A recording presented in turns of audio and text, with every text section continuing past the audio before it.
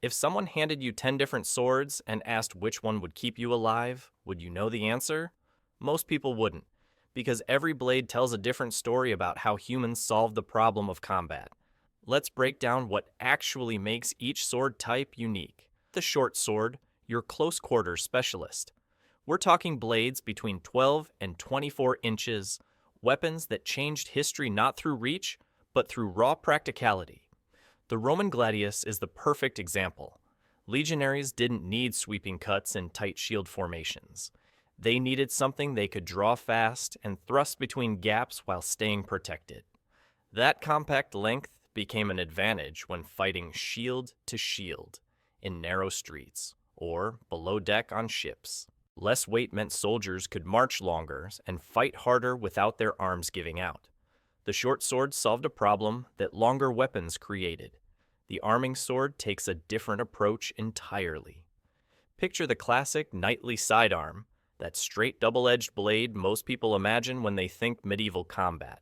Usually around 28 to 32 inches, designed to work one-handed alongside a shield.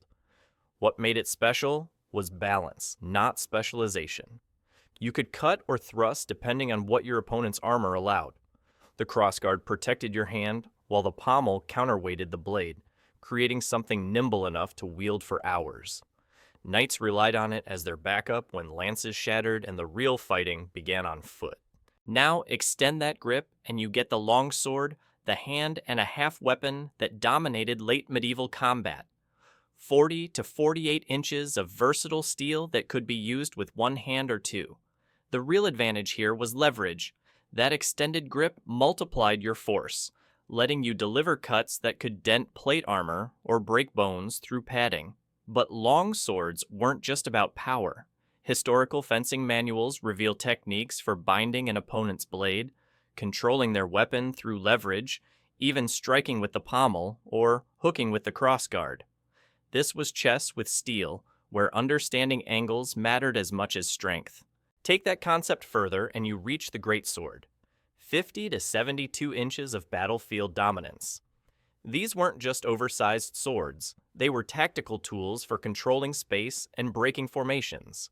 A skilled wielder could keep multiple opponents at bay or cut through pike shafts to disrupt enemy lines. German Zweihanders saw use by mercenaries who earned double pay specifically for this dangerous work. The extended ricasso, that unsharpened section near the guard, allowed half-sorting techniques where you'd grip the blade itself for better control in close quarters. Despite their size, proper weight distribution made them surprisingly maneuverable for anyone with training. The broadsword shifts focus back to cutting power. That wide double-edged blade, typically 30 to 36 inches, delivered devastating slashes against unarmored targets. Scottish basket-hilted versions became legendary, with that protective cage around the hand enabling aggressive fighting styles. The term broadsword actually evolved over centuries. Medieval versions were heavy, wide-bladed weapons for knights and foot soldiers. By the Renaissance, it often described those basket-hilted Scottish swords. Then there's the backsword, simpler but no less effective. Single-edged with a thick reinforced spine, usually 30 to 36 inches. That thick back prevented the blade from bending during forceful cuts, while keeping it lighter than double-edged equivalents. Infantry and cavalry across Europe adopted backswords because they were economical to produce, yet remained brutally effective. The reinforced spine even let you place your hand on the back of the blade for additional control during thrusts. Sometimes the best answer isn't the fanciest one. But we're just getting started. The cutlass brings us to naval warfare, and that's where things get interesting. Because the environment doesn't just influence sword design, it completely dictates it. The cutlass thrived where longer weapons failed. 24 to 30 inches of curved steel built specifically for fighting on ship decks. That short length kept it from snagging on rigging during boarding actions, while the curve enhanced slashing effectiveness in close quarters. The robust guard protected hands during the chaotic grappling that defined naval combat. Beyond fighting, sailors used cutlasses to hack through rope and even wood, making them practical tools in the maritime environment. The corrosive salt air demanded durable construction, and cutlasses delivered. Simple enough that ship blacksmiths could repair them at sea, requiring minimal training for merchant crews suddenly thrust into battle. Cavalry warfare shaped the saber into something entirely different. That curved single edge, 32 to 40 inches long, transformed rider momentum into devastating slicing cuts. The forward balance point concentrated force at the blade's business end, perfect for sweeping strikes against infantry from horseback. On foot, the curve still enabled draw cuts that sliced deep with less effort than straight blades demanded.